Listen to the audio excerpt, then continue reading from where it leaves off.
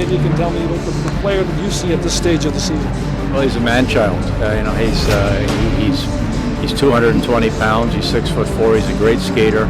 Obviously, he's got an eye for the net. He's got 24 goals. He could end up with 60 goals this year. A lot of people have knocked the point that maybe he doesn't pass the puck too well. He doesn't have to.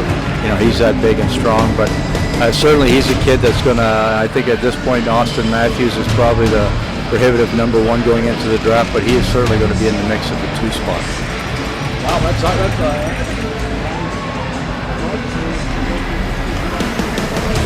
Well, everybody in the National Hockey League, goal scoring is down, and when you got kids who are this big and that strong and can skate like him, who are natural goal scorers, they're at a premium, and then teams want to jump up to get them. And obviously, every team has their own needs going into it.